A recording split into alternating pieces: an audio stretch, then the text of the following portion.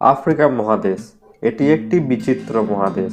এখানে নানা ধরনের জাতি উপজাতি লোকের বসবাস, যারা বিভিন্ন রকম ভাষায় কথা বলে। বন্ধুরা, আজ আমরা জানবো এই আফ্রিকা মহাদেশেরই নির্মম কিছু প্রথার ব্যাপারে। আফ্রিকা মহাদেশকেই মানুষের আদি বাসস্থান হিসাবে ধরা হয়। মনে করা হয় মানুষের প্রথম আবির্ভাব এই মহাদেশেই হয়েছিল লক্ষ বছর আগে। তাই এখানে অনেক প্রাচীন উপজাতির বসবাস, যারা সময় বদলের সাথে সাথে আধুনিকতার যুগে না গিয়ে বরং প্রাচীন প্রথা এবং চিন্তাধারায় এখনও জীবনযাপন করছেন। শহর থেকে দূরে ঘন জঙ্গলে তাদের বসবাস। এদের জীবনযাত্রার ধরন দেখলে অবাক হতে বাধ্য আমাদের মতো। নাম্বার 5, আফ্রিকার ইথিওপিয়ান উপজাতি সুরি। এখানে মেয়েদের সুন্দরী হওয়ার এক অদ্ভুত রীতি চালু রয়েছে।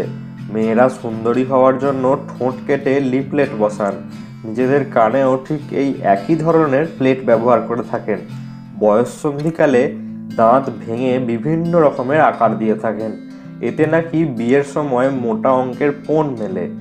অর্থাৎ তারা ঠোঁট কেটে দাঁত ভেঙে সুন্দরী। নাম্বার 4, এই সুরি উপজাতির মানুষদের মধ্যেই খাবার দাবারের এক বিচিত্র নিয়ম লক্ষ্য করা যায়। প্রতিটি সুরি উপজাতির মানুষের কাছে 40 থেকে 50টি করে গরু থাকে, কিন্তু গরুর মাংস বা দুধ খেতে এরা পছন্দ করেন না। বরং গরুর ঘাড়ের কাছে ছিদ্র করে এরা গরুর রক্ত পান করে থাকেন। এটা নাকি তাদের কাছে এক পবিত্র ধর্মীয় রীতি। গরু এখানে একটি মূল্যবান সম্পদ হিসেবে বিবেচনা করা হয়।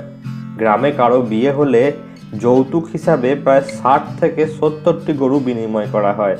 এমনকি গরু মারা গেলেও 6 দিন পর্যন্ত শোক পালন করা হয়। নাম্বার, জীবনে একবার স্নান। বিজ্ঞান ও প্রযুক্তির এই যুগে আফ্রিকায় কিছু উপজাতি আজও রয়েছে যেখানে সময় হয়তো থেমে গেছে সেই প্রাচীনকালেই।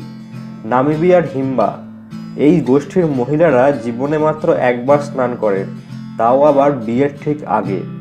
মৃত্যুর আগে পর্যন্ত তারা চুলে ছাই ভস্ম দিয়েই ধুয়ে কাটিয়ে দেয়। নাম্বার 2, আফ্রিকার কঙ্গোতে ওলেম্বা উপজাতির বিয়েতে মেয়েদের মূল্য ধরা হয় প্রায় 8টা তামার ক্রস, 35টা মোরগ এবং 4টি কুকুর।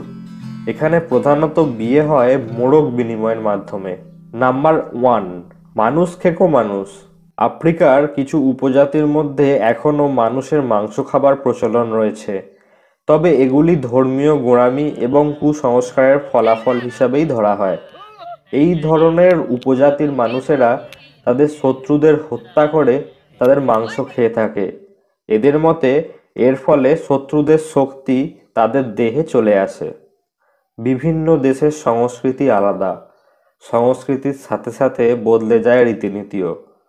আফ্রিকার উপজাতিগুলির মধ্যে এই রকম রীতিনীতি পৃথিবীর অন্যান্য আচার অনুষ্ঠানের থেকে বেশ আলাদা, এটাই স্বাভাবিক।